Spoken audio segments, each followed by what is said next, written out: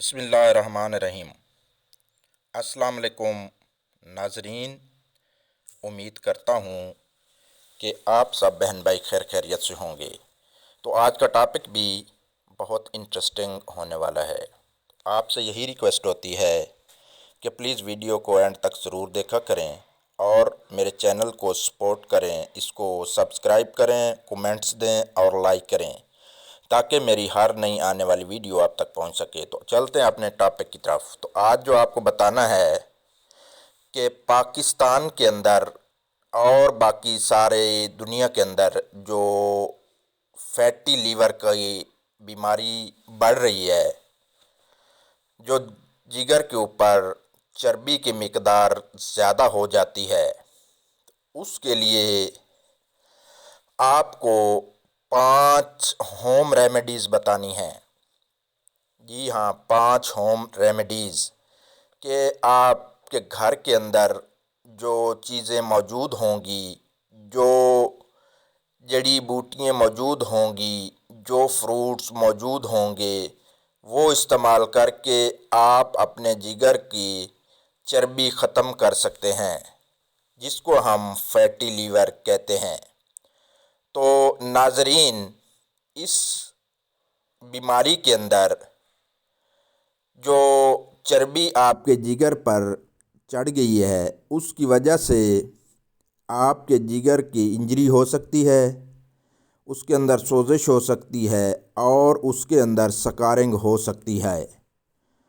تو ناظرین، اب آپ کو کرنا کیا ہے؟ اس کے لیے سب سے پہلے آپ نے سیب کا سرکہ لے لینا ہے۔ یہ سیب کا سرکہ اچھی کمپنی کا لیں، یہ ہر جگہ سے مل جاتا ہے۔ تو ناظرین، جو سیب کا سرکہ ہوتا ہے وہ آپ کے جگر کی اندر جو ہارمفل ٹاکسنز ہوتے ہیں، جو زہریلے مادے ہوتے ہیں، ان کو خارج کرتا ہے اور اس طرح یہ ان کو خارج کر کے آپ کے جگر کی چربی کو ختم کرتا ہے، وزن کو کم کرتا ہے، کولیسٹرول لیول کو کم کرتا ہے اور آپ کے جگر کی سوزش کو کم کر دیتا ہے۔ تو ناظرین، اب آپ نے اس کو لینا کس طرح ہے؟ آپ نے 1 کپ گرم پانی لے لیں، نیم گرم ہو، اور اس کے اندر صرف 1 چمچ سیب کا سرکہ ملا دیں اور اس کو روزانہ نہار منہ آپ نے پینا ہے، اور تقریباً 2 ماہ تک پئیں گے تو انشاءاللہ آپ کے پیٹ کی چربی بھی ختم ہو جائے گی، آپ کے جگر کی چربی بھی ختم ہو جائے گی، آپ کا وزن بھی کم ہو جائے گا اور آپ کی جو پرابلم جگر کا بنا ہے، سوزش ہے، وہ بھی ختم ہو جائے گی۔ پر آپ نے لیمن لینا ہے، لیمن کا جوس نکال لیں۔ تو یہ ترش ہوتا ہے کیونکہ یہ وٹامن سی سے بھرا ہوتا ہے۔ لیمن جو ہوتا ہے اس کے اندر وٹامن سی بہت زیادہ مقدار میں پایا جاتا ہے۔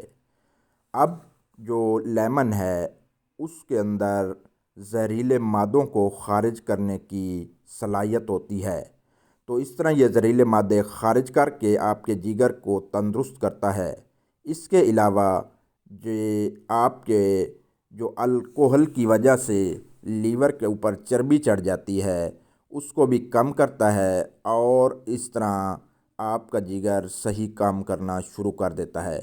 تو اس کو آپ نے 1 کپ کے اندر پانی لے لیں گرم، اور 1 ٹیبل سپون یعنی 1 چمچ آپ نے لیمن جوس ملا لینا ہے، اور اس کو بھی آپ نے صبح نہار منہ استعمال کرنا ہے۔